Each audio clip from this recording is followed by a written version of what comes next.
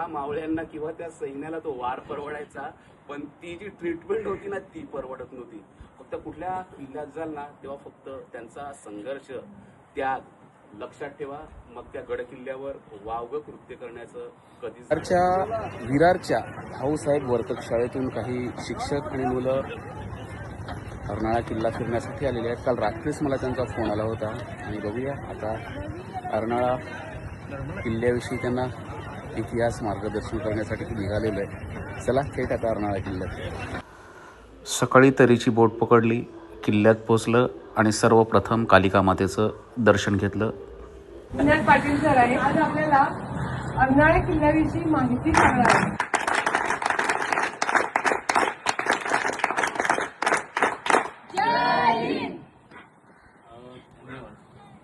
आज मीही तुमच्या समोर एक विद्यार्थी म्हणूनच उभा आहे, पण आज हे उभं राहण्याचं मला बळ दिलंय ते तुमच्या मागे आहे. छत्रपती शिवराय. सुरुवातीला अर्नाळा किल्ल्याच्या भौगोलिक रचनेविषयी माहिती दिली. जंजिरा किल्ला कुणाकुणाला ठाऊक आहे? कोण कोण गेले? मी गेले. मुरुड जंजिरा. तर जंजिरा हा शब्द कुठून आला? आता आपण जंजिरा म्हटला तर मुरुड समोर येतो, पण हा जलदुर्ग आहे आणि जंजिरा किल्ला आहे. जंजिरा हा शब्द जझीरा या उर्दू शब्दापासून आलेला आहे. जझीरा म्हणजे बेट, ज्याच्या सभोवताली पाणी असतं त्याला जझीरा म्हटलं जातं उर्दू भाषेमध्ये, आणि नंतर मग त्याचा मराठीमध्ये अपभ्रंश झाला जंजिरा. आता जो मुरुडचा जंजिरा आहे त्याला महरूप असंही म्हटलं जातं. तर महरूप का नाव? महरूप याचा अर्थ आहे चंद्रकोर, म्हणजे त्या किल्ल्याचा जो आकार आहे तिथला तो चंद्रकोरीच आहे, त्याला म्हणून महरूप जंजिरे असं म्हटलं जातं. तर आपण आता आहोत अर्नाळा किल्ल्यावर. इकडे 205 वर्ष अधिपत्य होतं. 1498 साली वास्को दी गामा भारतामध्ये आला आणि इकडे आपण शाळेत काय शिकणार? भारताचा शोध कोणी लावला? वास्को दी गामाना. पण हे उत्तर नाहीये, तुम्हाला गुगल वास्को दी गामा सांगेल. पण जेव्हा वास्को दी गामा पोर्तुगालवरून भारताच्या भेटीसाठी निघाला तेव्हा तो केप ऑफ गुड होपला थांबला होता आणि त्याचा जहाजाचा ताफा होता आणि त्याला एक गुजराती एक व्यापारी दिसला आणि त्याची हे वास्को दी गामाने त्याच्या डायरीत लिहून ठेवलेलं आहे की मला एक गुजराती व्यापारी भेटला आणि त्याचा जहाजाचा ताफा माझ्यापेक्षा उंच होता, मोठा होता आणि त्याला समुद्राच्या वाऱ्याविषयी खूप सारं ज्ञान होतं आणि आम्ही त्याला फॉलो करत भारतामध्ये आलो. म्हणजे हे आणि ठीक आहे, वास्को द गामा ही सगळी जॉन मेकॉलेची जी शिक्षण पद्धती आहे ना त्यांनी आपली मेंदू बिघडून ठेवलेली आहे. आपण ज्या वसई प्रांतात राहत आहोत ते शिरपारक बंदर हजारो वर्षापासून समुद्राने व्यापार चालत होता. अगदी इजिप्त मधलं टॉलोमी घराणं आहे आणि तिकडे जे उत्खनन झालेलं आहे, इजिप्त आपण पिरॅमिडसाठी ओळखतात, पण त्या इजिप्तमध्ये अगदी तिथल्या उत्खननामध्ये मसाल्याचे पदार्थ आणि भारतातलं साग आढळलेलं आहे. म्हणजे आपला त्या आधीपासून हजारो वर्षापासून परदेशाशी व्यापार सुरू होते. संभाजी राजांचा तर तुम्ही चित्रपट पाहिलाच आणि संभाजी राजांचं आयुष्य किती धकाधकीचं होतं तेही. म्हणजे संभाजीराज काही काळ जगले असते अजून तर गोव्याचा इतिहास कदाचित वेगळा असता. हा संभाजी राजांपासून सगळा फॉलोअप सुरू होता की आमचा धर्मछळ होतोय.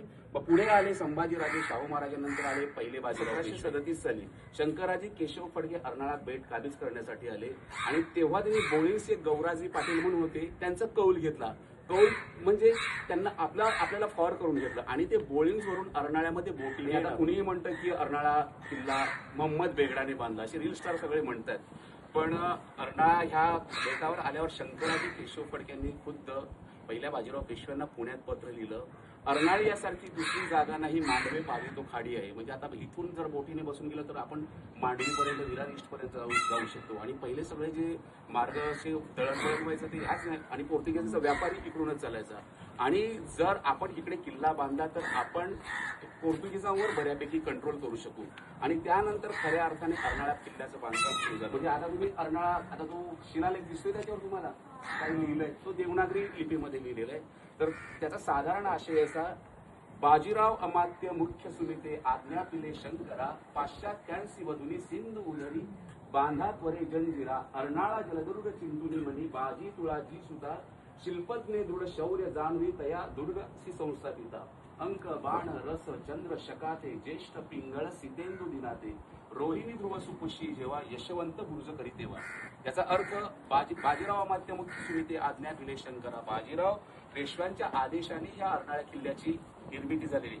पाश्चात्यांशी वधुनी सिंधू उदरी, बांधा त्वरे जंजिरा, अर्थात पाश्चात्यांच्या छाताडावर उभा राहून अर्नाळा किल्ल्याची निर्मिती झालेली आहे. अंक बाण रस चंद्र शकाते, ज्येष्ठ पिंगळ सितेंदू दिनाते. नक्की मी काय बोलतो तर ही वामोद गती आहे. अंक 9, बाण 5, रस 6 चंद्र 1 ही एक कोडवर्ड होते आणि चंद्र 1 असतो, अंक 9 असतात. मग हा एक कोडवर्ड म्हणजे कोड घातलेलं आहे त्यांनी. मग आपण ते उलट्या क्रमाने वाचायचं ऍड केले तर आपल्याला इसवी सनातलं साल मिळतं. आणि या किल्ल्याची बांधणीचं चाल आहे 1737 आणि या 1737 साली अर्नाळा किल्ल्याचा बांधला. पाहिल्यानंतर तुम्हाला काय असा कुठला वाडा समोर येतो का?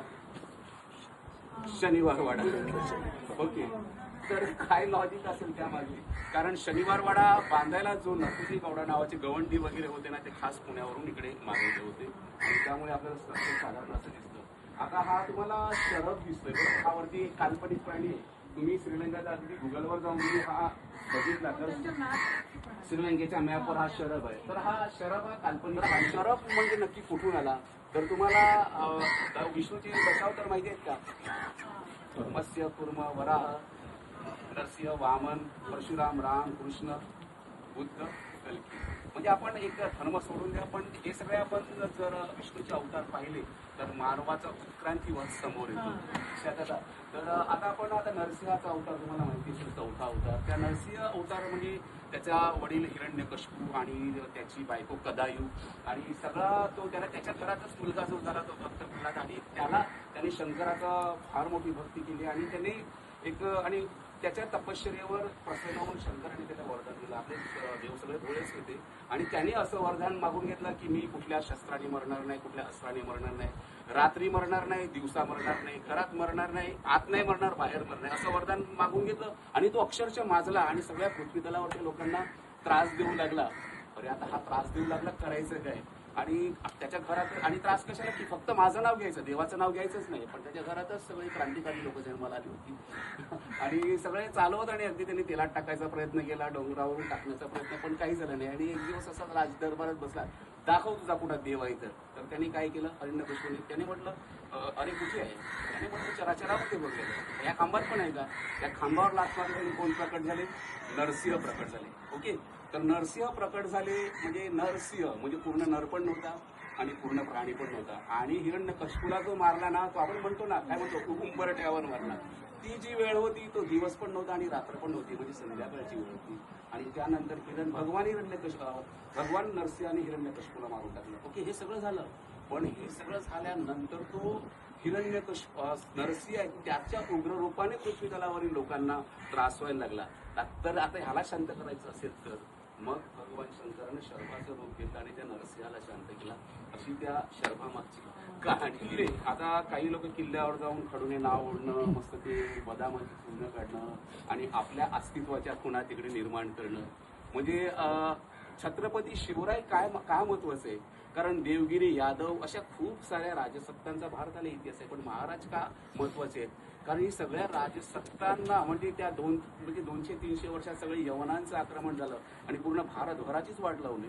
आणि हिंदूंना सार्वभौम सिंहासन नव्हतं आणि ते सार्वभौम सिंहासन शिवाजी महाराजांनी केलं. आणि इंस्टाला पण आहे, युट्यूबला पण आहे. आपल्याकडे कुठला बसाल्टच येतो ना सगळा. आणि हे बघा तोफांचे गोळे, एक गणेश गुरु काय तिथेही तुम्हाला दिसतील. हो, तोफांचे गोळे लागले. आता हे तोफांचे गोळे कधी लागले ते हे बघा. 1737 साली आपण हे बेट जिंकलं. पण त्यानंतर 1785 साली ब्रिटिशांनी येथे आक्रमण केलं होतं. आणि ब्रिटिशांनी म्हणजे तुम्ही जेव्हा खांदेरी युद्ध बघाल तेव्हा फ्रिगेट म्हणजे हंटर आणि फ्रिगेट या 2 नौकांचे प्रकार आणले होते. आणि अर्नाळ्या किल्ल्याच्या मध्ये तराफा बनवून तोफाचं बंबरणी केलं. गडप्रदक्षिणा झाल्यानंतर ह्या मुलांनी वडाच्या पारंब्यावर लोंबण्याचा आनंद देखील घेतला. सगळ्यांचा निरोप घेतोय. सगळ्यांना कसं वाटलं सांगा मला. तर एकदा होऊन जाऊ द्या. छत्रपती शिवाजी महाराज की. चला, धन्यवाद.